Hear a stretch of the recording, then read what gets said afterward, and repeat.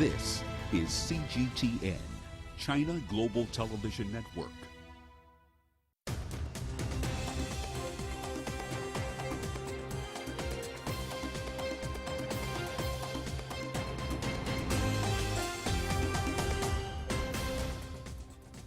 Hello and welcome to China Global Television Network. This is The World Today. I'm Beatrice Marshall in Nairobi. Here are your top stories. China releases a report explaining how democracy works in the country.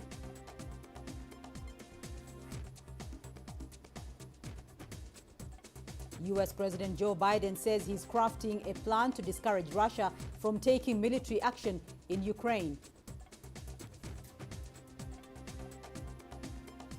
And scientists are racing to understand whether existing vaccines are effective against the Omicron variant. China has released a white paper on its governance system, including the whole process of people's democracy. Yang Shanshan has a story. How does democracy work in China? The State Council Information Office released a white paper on Saturday to answer this question. The documents says the Communist Party of China has developed what is called a whole process people's democracy as a key concept to translate democratic values into effective institutions and concrete actions. The essence of people's democracy is the people's status as masters of the country. 全过程人民民主 Whole process people's democracy integrates process-oriented democracy with results-oriented democracy, procedural democracy with substantive democracy, direct democracy with indirect democracy, and people's democracy with the will of the state. It is a model of socialist democracy that covers all aspects of the democratic process and all sectors of society. It is a true democracy that works.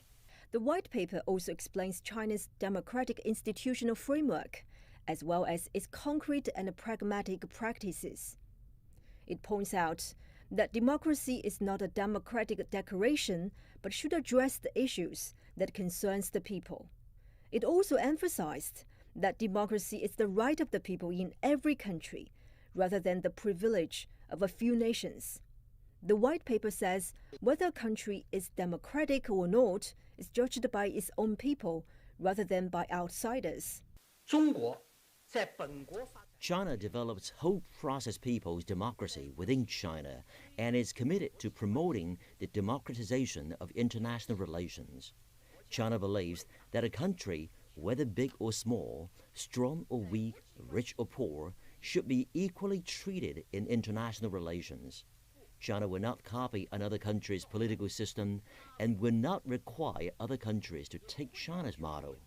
China believes the world is diverse and colorful. Every nation should have the right to choose its own democratic way.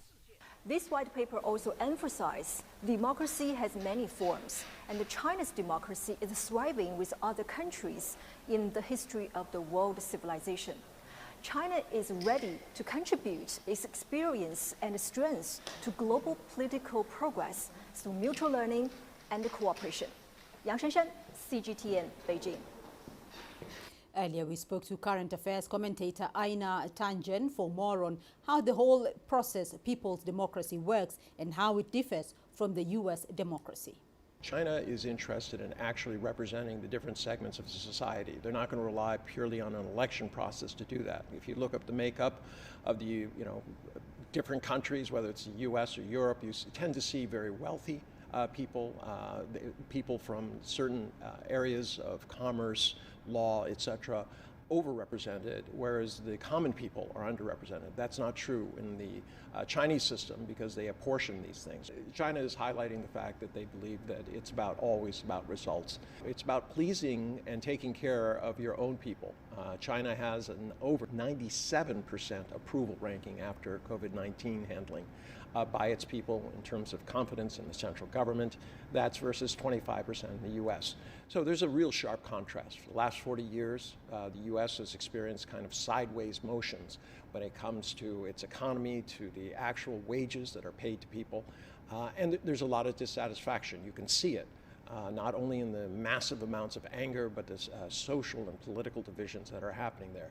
You don't see the same thing in China, and this is what China is trying to get. It's not about ideological lynch mobs trying to force you to please them because their systems aren't working. It is really about the people of China. U.S. President Joe Biden says he is preparing new initiatives to discourage Russia from taking military action in the Ukraine. Tensions on Ukraine's border with Russia have been a key topic at a meeting of the Organization for Security and Cooperation in Europe this week.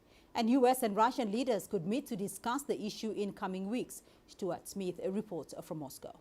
This is something that the Russian President Vladimir Putin has been pushing for many weeks, and initially the United States seemed uninterested in such a summit. There was one earlier in the year. The US didn't feel the need for another, but clearly something's changed. Potentially it's the build-up of troops itself, and Ukraine's expressed this huge concern about what that could mean for its border integrity. Ukraine is worried that Russia will, quite simply, invade. Now, Russia says it has no intention to do that, and it's free to move troops around within its country as ever it sees fit. But this is now likely to be discussed by the two leaders at that level after talks earlier in the week between the United States Secretary of State Antony Blinken and his counterpart Foreign Minister Sergei Lavrov. They said that it was a productive meeting to hear each other's views, but that there is too much difference of opinion as things stand. In particular, Russia wants a legal text with the United States that promises NATO will not continue its eastward expansion. This is a huge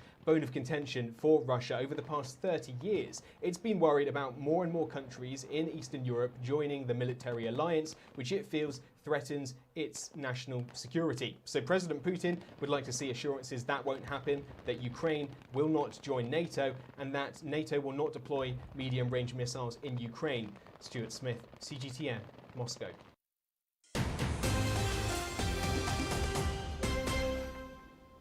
A lot remains unknown about the latest Omicron variant. The variant has a large number of mutations, specifically on the protein spikes.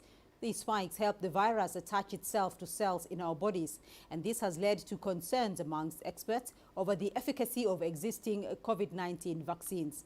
Drug makers Pfizer, Moderna, Johnson & Johnson and AstraZeneca say they are working to quickly investigate as well as adapt their coronavirus vaccines. They added that they can adapt their mRNA vaccines within 6 weeks if needed. So far, breakthrough cases of the Omicron have been reported amongst those who have been fully vaccinated. Many of them only present mild COVID-19 symptoms. For a deeper analysis on this issue, we spoke to Dr. Aslam Dasso, the co-convener of South Africa's Progressive Health Forum. So one first has to understand that a vaccine is a clone of the virus, only without all the dangerous bits.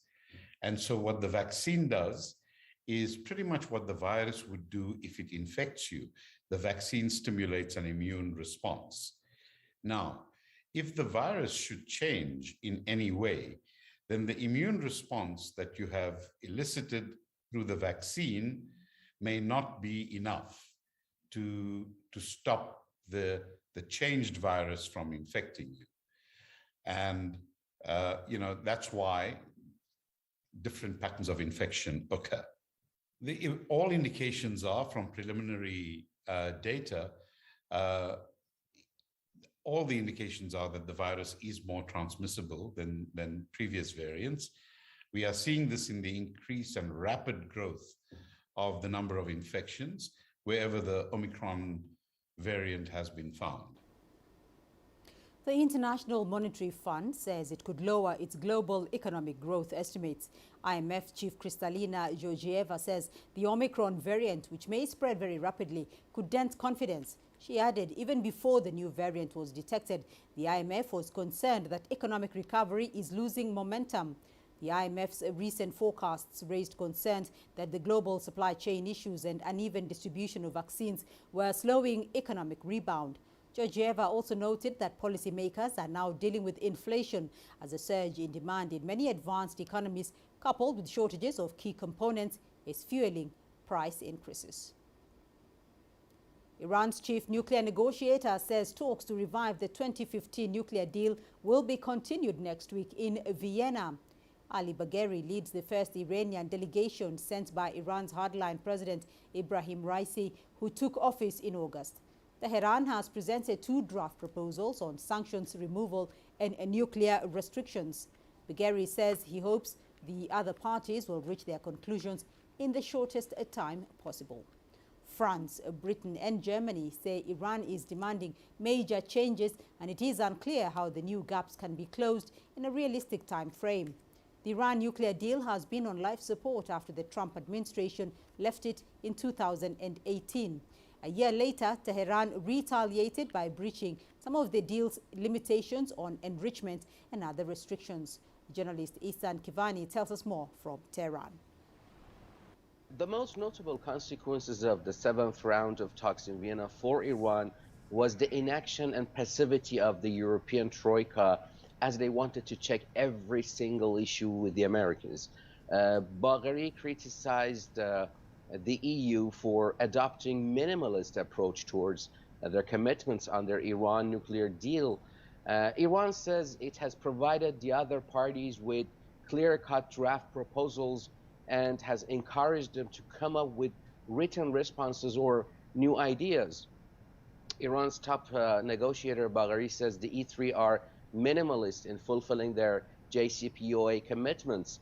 President Raisi administration believes either the European Troika do not have enough political will, or they lack the required capacity to address problems caused by the U.S. violation of the JCPOA and Resolution 2231. So Iran expects the E3 to act and decide independently and faster. If so, promising results can be expected next week in Vienna.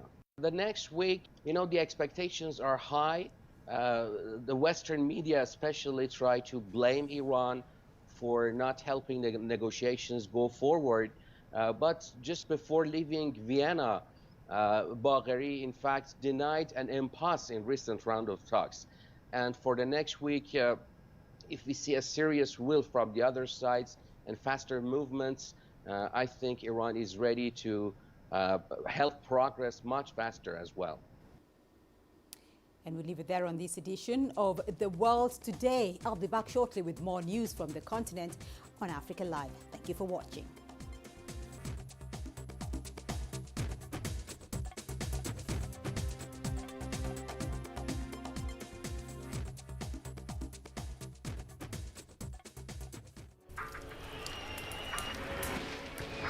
So this is it. I'm just about to be shot. Tents here, bottles are being thrown as they do so. There are about 3 critical bridges here in Malawi. That's one of them. We're going to cross that bridge. As you can see behind me, police forces who are replying with gas. Gas just came in. Tear gas, so it's all begun now. Divisions leading the charge into West Mosul have brought us here. Just got to be careful here with some gunshots. This is where most of the fighting has been concentrated. This is the front line now after 9 days of fighting. We're about 2 to 3 kilometers from the front line. Within clear view of this front line position.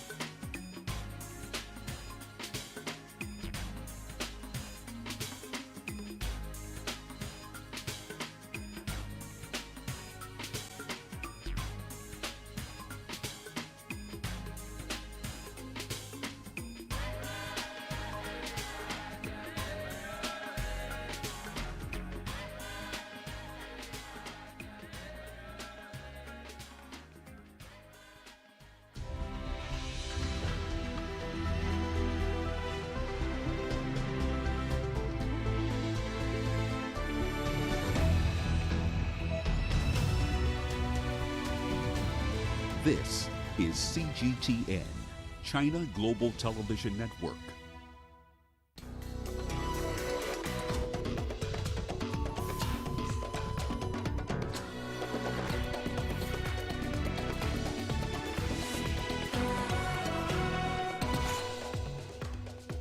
Militants kill at least 31 people in the latest attack in Mali. Gambians to vote for president in the first democratic election since 2016.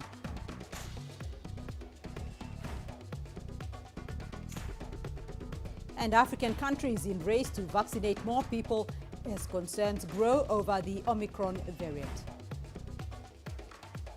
Welcome to Africa Live on CGTN with me, Beatrice Marshall, in Nairobi. Also coming up on the program. In business news, Zambia reaches an agreement with the International Monetary Fund for a $1.4 billion support plan.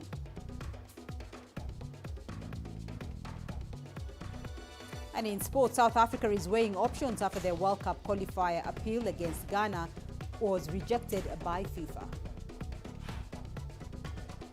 We begin the broadcast in Mali, where militants have killed at least 31 people in the central part of the country.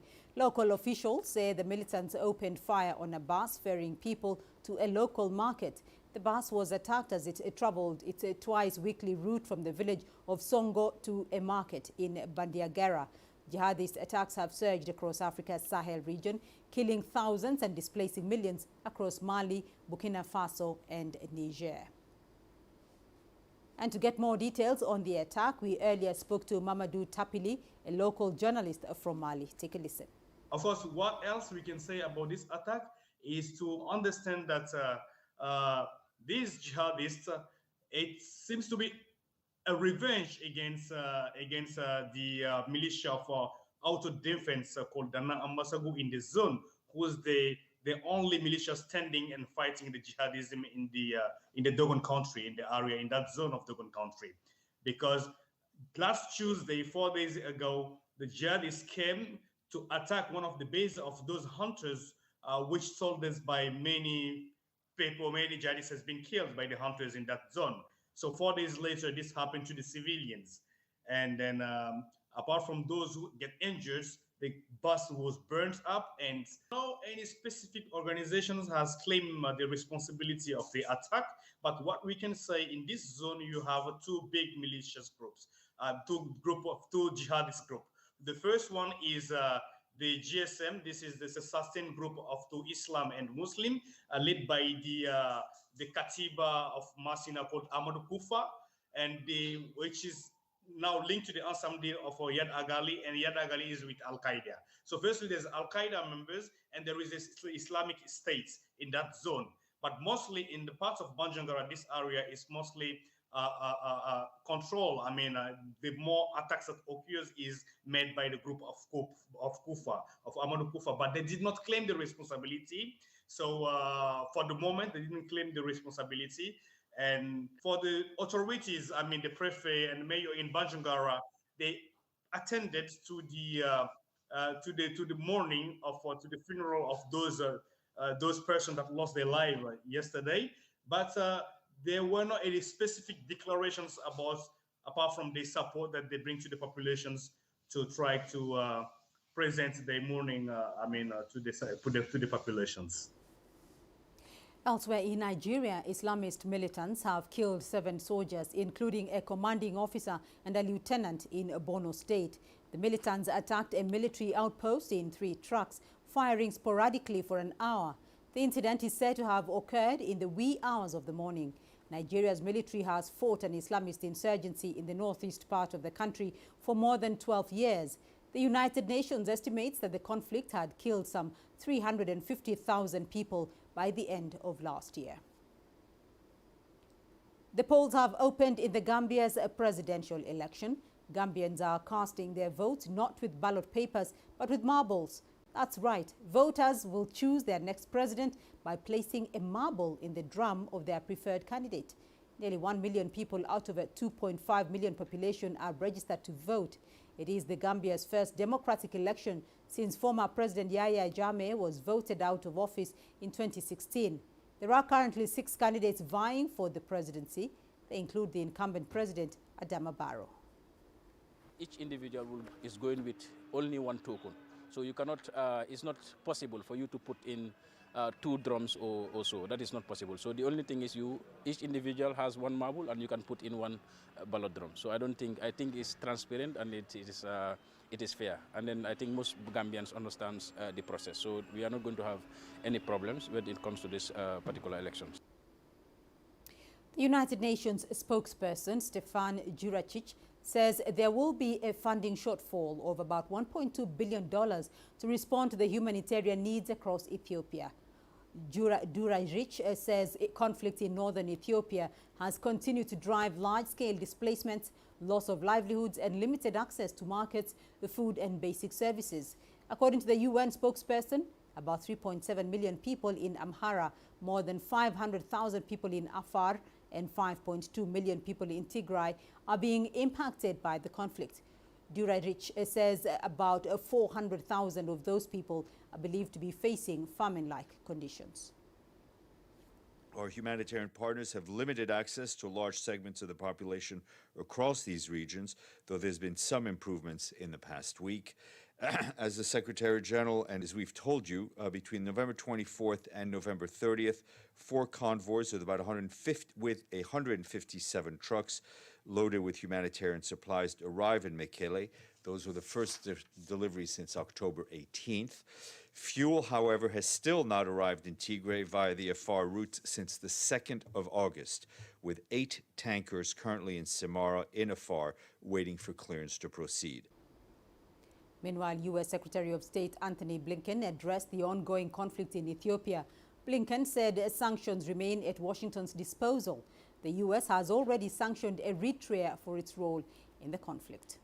We have not just the tools of our diplomacy. Yes, we have sanctions authorities that we put in place. We've used some of them already against Eritrea, which has been, unfortunately, a very negative actor in this drama. Those tools remain at our disposal. For others, if they are, instead of trying to engage in a diplomatic resolution of this problem, perpetuating it. But we're in constant engagement and constant contact with all of those who are working to try to bring this to a close in terms of the military conflict and get people off the battlefield and at the negotiating table. That's what's so critical. And we can now cross over to CGTN's Girum Chala. He's in Addis Ababa for more on that story. Girum, how is the Ethiopian government responding to these remarks by the U.S. Secretary of State? Beatrice, some Ethiopian officials that we spoke to, and we've asked their reaction on what Secretary of State Antony Blinken just said. They said that from the get-go, the U.S. government has been misunderstanding the ongoing conflict here in Ethiopia, and it is trying, according to them, it is trying to look at the rebel group with the government, which is legally elected, democratically elected, and that is really a dangerous act, according to them. Ethiopia also, by the way, complains that the United States has been unfair when it comes to handling the situation in this country. They said that the sanctions, the restrictions that the U.S. is contemplating, including taking Ethiopia out of AGOA, was not only unnecessary, but also it was the result of the miscalculation that we've been complaining about, they said.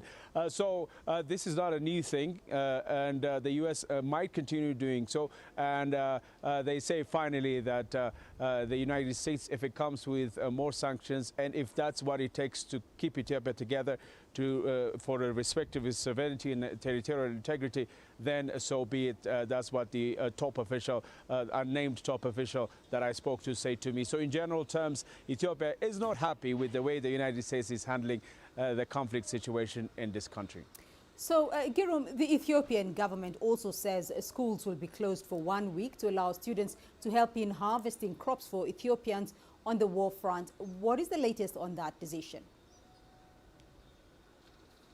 So the decision of the government, Beatrice, came at a time where Ethiopia is now in its harvesting season.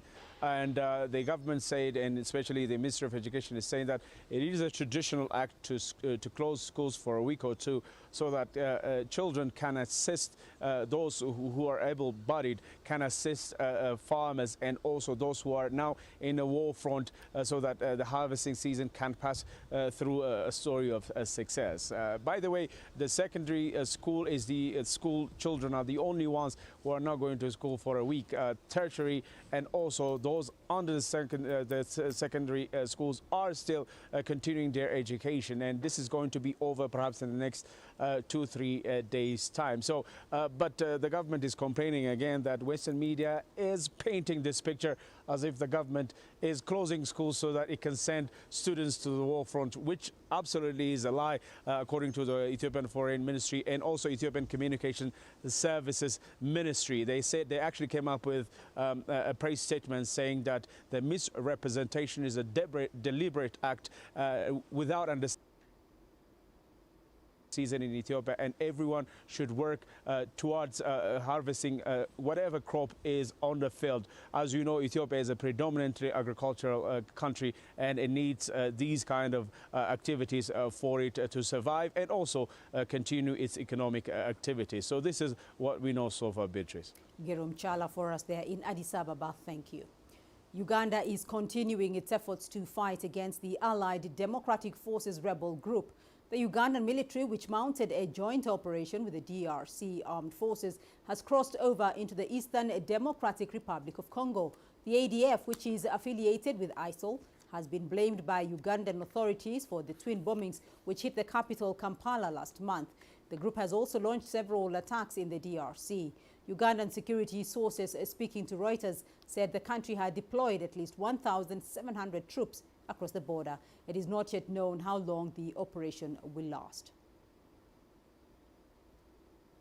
South African health authorities have declared a week-long COVID-19 vaccination push. The move comes due to the recent discovery of the Omicron variant and incoming Christmas celebrations. The health ministry says the infections in the country have surged 300% in the province.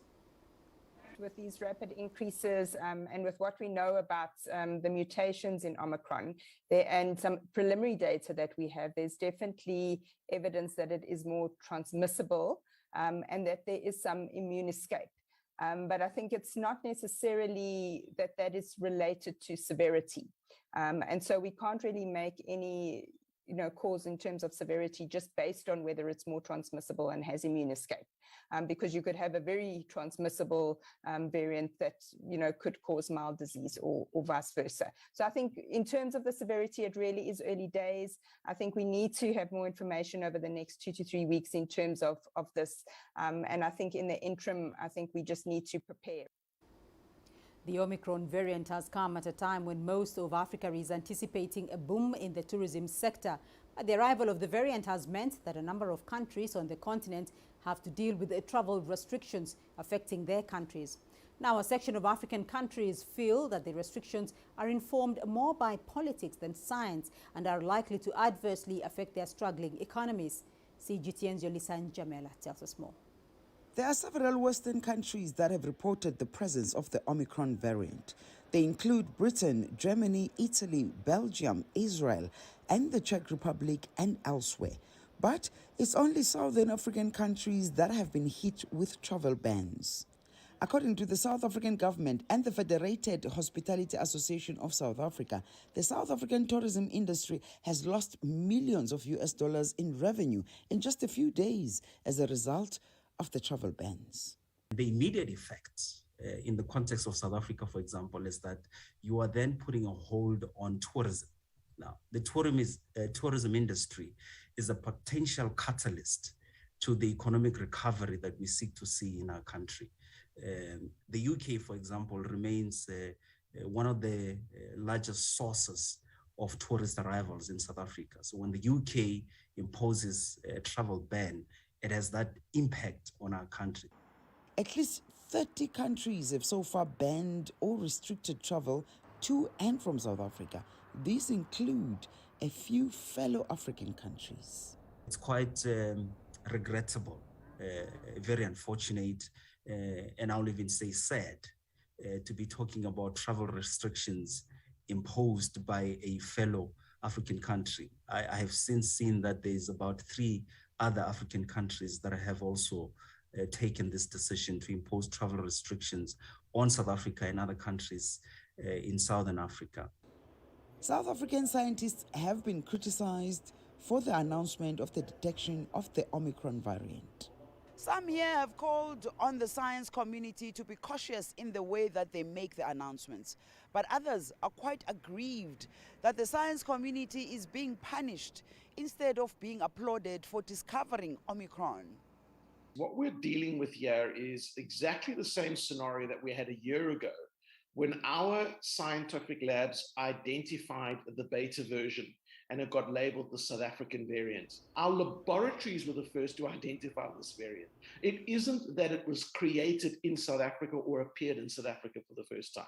Whether this virus actually mutated here or elsewhere and found its way here with one person is entirely speculative. It's a very difficult and long exercise, as you will have gathered from the initial investigations in China, to try and establish exactly how a virus mutates and becomes aggressive or starts to be transmitted in a community. According to scientists advising the South African government, the new coronavirus variant appears to be more transmissible than its predecessors, although most cases have been mild so far. Yolisa Njamela for CGTN in Johannesburg, South Africa. Uganda is struggling to vaccinate a population that could be at risk from the effects of the highly mutated Omicron variant. Leon Senyange tells us more. Downtown Kampala, a hive of activity. The use of masks is not universal. It makes me discomfortable. Yes, it's not putting it on all the time. It makes me feel... I also get skin rash. I have no problem having my friend without a face mask. There is no big problem. We've had people that have been putting on masks and actually got the virus someplace else. And there are those that have really relaxed on putting on masks and they're fine. Uganda's Ministry of Health has consistently put out guidelines that include social distancing, washing hands and wearing masks as a prevention of COVID-19. But these are guidelines, not rules. Psychologist Dr. Paul Nyende says while the messages have been effective, people are growing tired of adhering. Right now, society is experiencing COVID alertness fatigue. Generally, people are fatigued and feel like nothing is going to happen anymore, or that they have had enough of it and they don't want to hear more about it. So then there's a disregard of SOPs because of that kind of fatigue. Uganda has so far recorded over 127,000 confirmed cases since March last year. But now the country is preparing itself for the possible effects of the new Omicron variant. As a national response, we are looking at the situation and we are taking it seriously. Our measures remain in place as the government of Uganda response, but we are also looking at all options to ensure that we interrupt importation of this new strain. However, we are encouraging our local population to ensure that they embrace vaccination. The World Health Organization says accelerated vaccination will help to tackle the spread of the variant. Despite a total of 6.7 million doses having been administered in Uganda so far, vaccine misinformation is holding many people back. Just 2.1% of the country's population has been fully vaccinated. Authorities continue to push the COVID-19 vaccination drive to various health centers across the country. Bars and entertainment centers have also been used since September. But now the government hopes it can push the take-up rate higher to ward off any possible danger of Omicron. Leon Senyange, CGTN, Kampala, Uganda. Meanwhile, in Nigeria, the government says it will start administering COVID-19 vaccine booster shots this coming week. The booster shots will be available to those who have been fully vaccinated, Only 2.9% of Nigerians are eligible to get vaccines and have been inoculated so far. The government plans a massive vaccination campaign aimed at half of its target population by the end of January. The country confirmed the first cases of the Omicron variant among 2 travelers who arrived from South Africa last week. You're watching Africa Live. Still ahead on the program. A new report shows that nearly half of Tunisians living with HIV are unaware of their status. Nigeria is my home. 160 million vibrant, ambitious individuals constantly seeking the perfect self-expression. It is these people who inspired me to be that person that is seen, to be a voice that is heard, and ultimately to be the anchor that I am. I have to tap in, tune in, and turn on the very best qualities within me to deliver the news. I'm Richard Nta, an anchor for CGTN.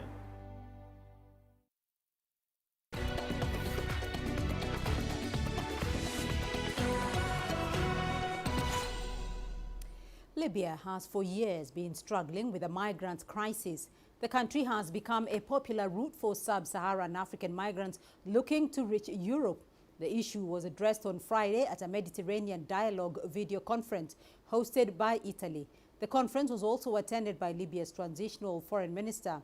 Najli Mangush pushed back against criticism directed at Libya. The country has faced growing criticism for the conditions in the migrant detention centers. A UN report stated that acts committed against migrants in the detention centers may amount to crimes against humanity. The European Union has sent around $514 million to Libya since 2015. The funds are channeled mostly through UN agencies. They look to strengthen Libya's coast guard and reinforce its southern border. Let's not ignore how problematic the issue is for Libya in the first place. Please do not push the problem in our lab, and please don't point your fingers at Libya and portray us as a country which abuse and disrespect refugees.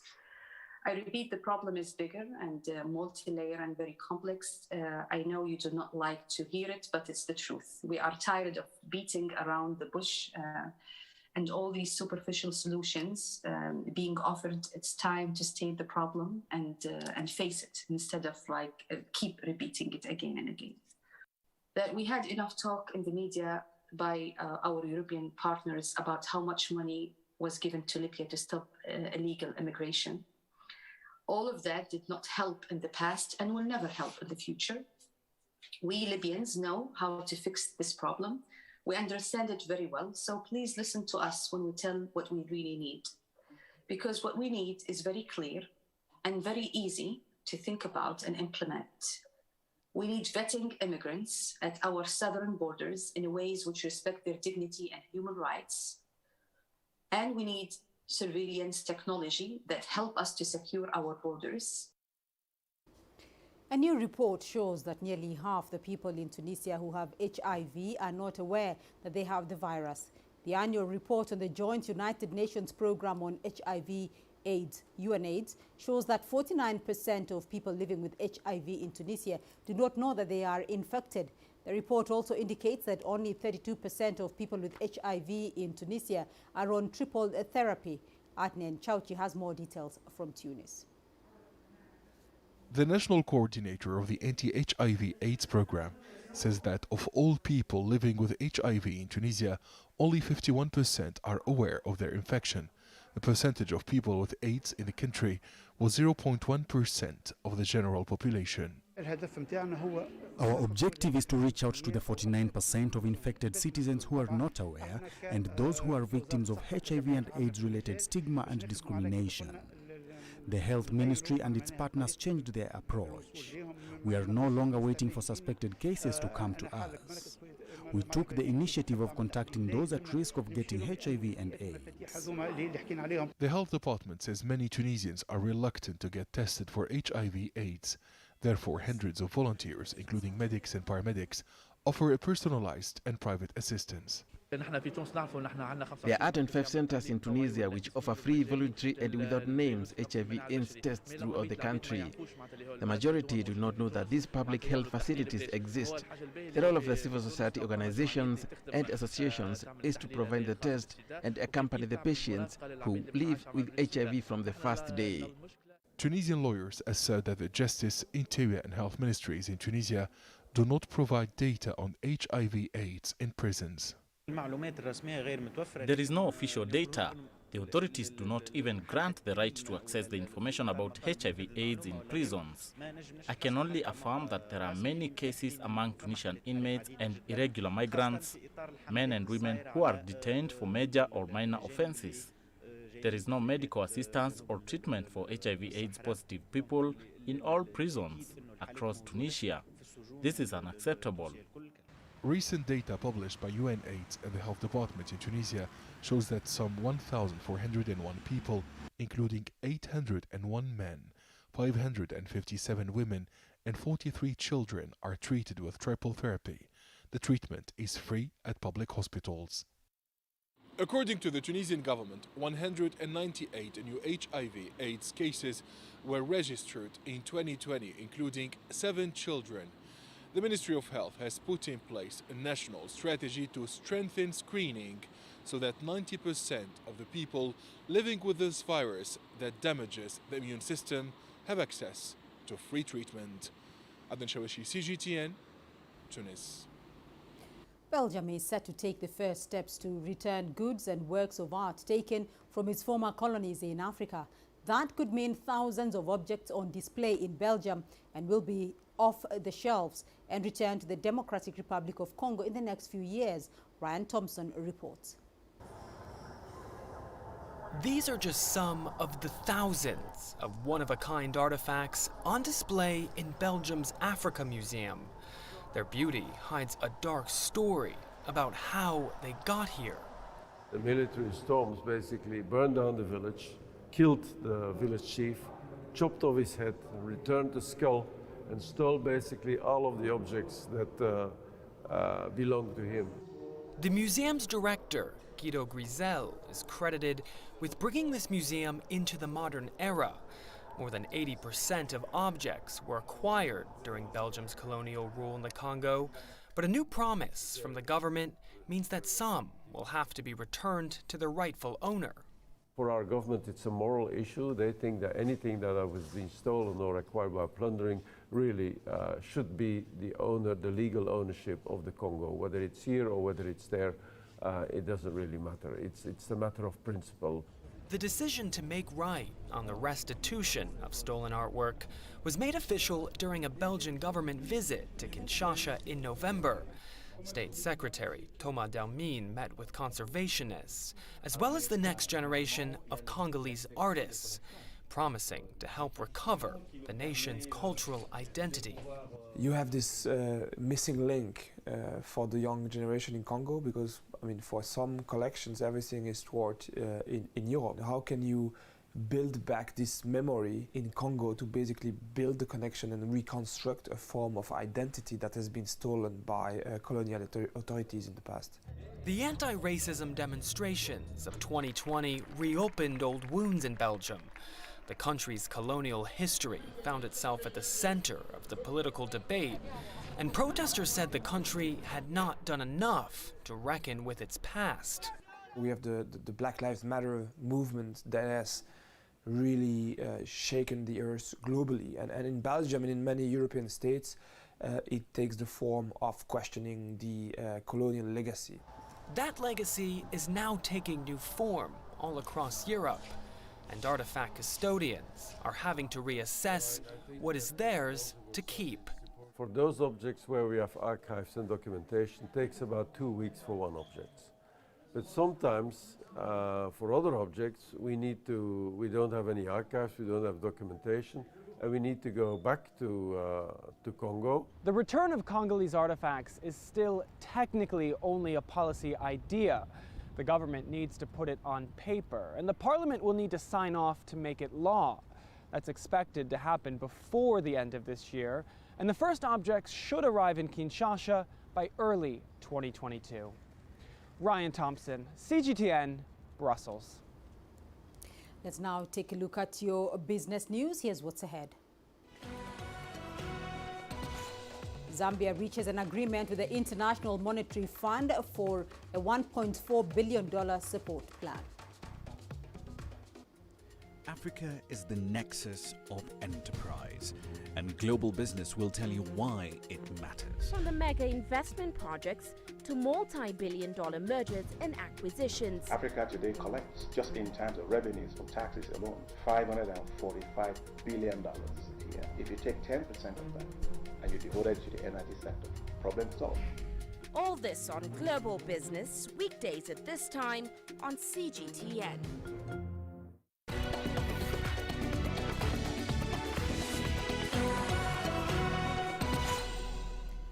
The IMF has reached an agreement with the Zambian authorities on a crucial 3-year lending program worth around $1.4 billion. The fund will help Zambia to restructure its extensive debts.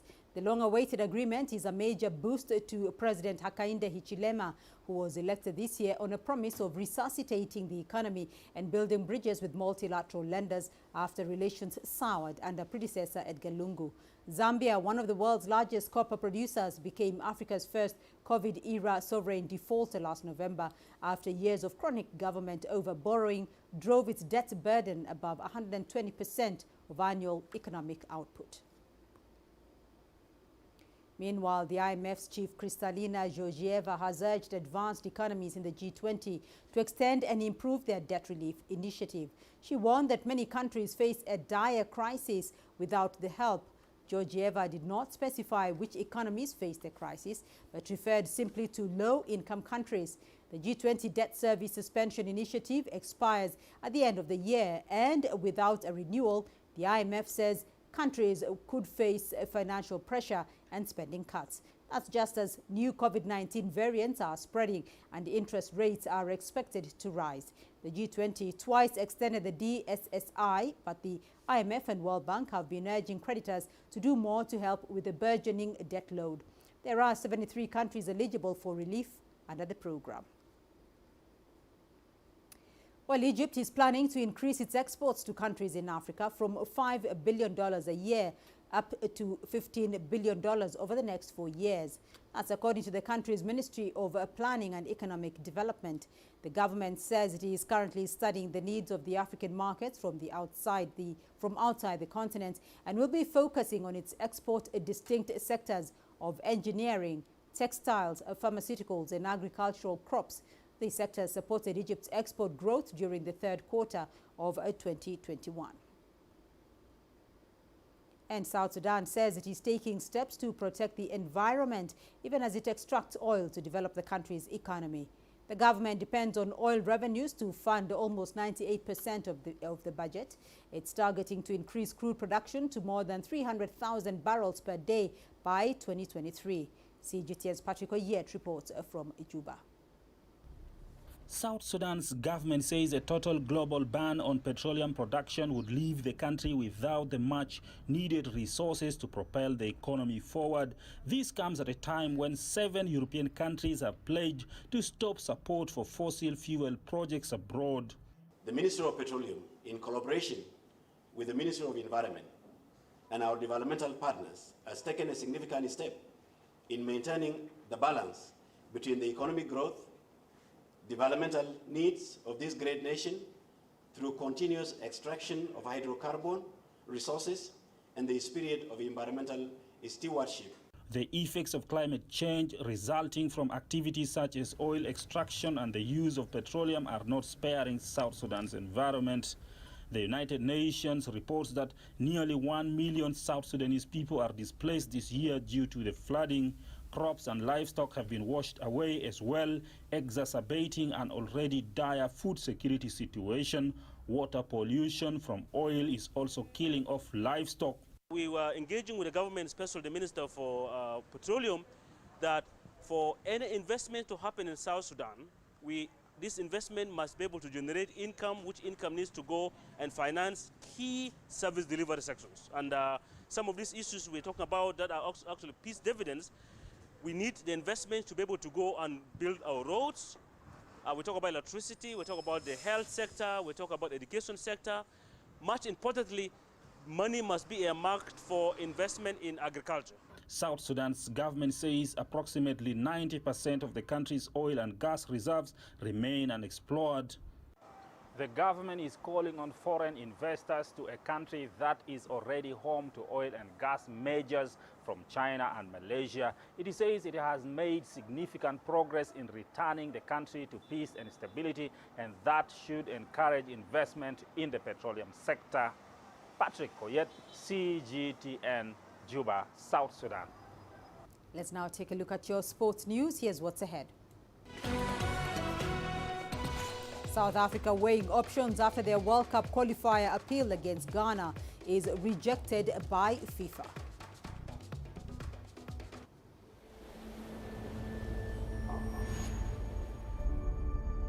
How would you create your legend? On the fields, on the tracks, in the arenas of Africa. Were you born to be a player? Could this moment be yours?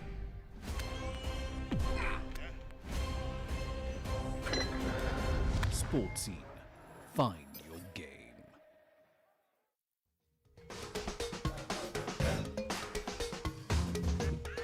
Africa Live. Find your voice.